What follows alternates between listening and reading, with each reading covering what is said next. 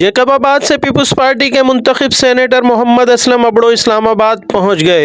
People's party के senator Mohammad Aslam Abro ने इस्लामाबाद में पीपुल्स पार्टी की जानिब से सेनेट के लिए नामजद चेयरमैन यूसुफ रजा गिलानी से मुलाकात की और मुल्की सियासी सूरत हाल समेत जैकबाबाद शहर के मसाइल पर भी तबादला ख्याल किया।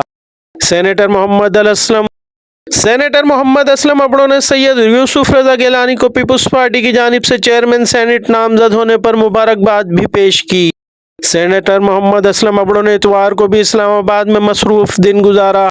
सेनेटर मोहम्मद असलम अबड़ो ने गुज़िश्ता रोज़ इस्लामाबाद सेक्रेटेरिएट में चेयरमैन सेनेट की नामजदगी फार्म जमा कराने के मौके पर पीपुल्स पार्टी के दीगर रहनुमाओं से भी मुलाकातें की। इस मौके पर पीपुल्स पार्टी जैकबाबाद की दीगर शख्सियात भी मौजूद थीं। सेनेट का पहला इजलास 9 अप्रैल को बुलाए जाने का इम्कान है। इजलास में अरकान सेनेट की हलफ बर्दारी के बाद चेयरमैन और डिप्टी चेयरमैन सेनेट का इंतखाब का भी इम्कान है।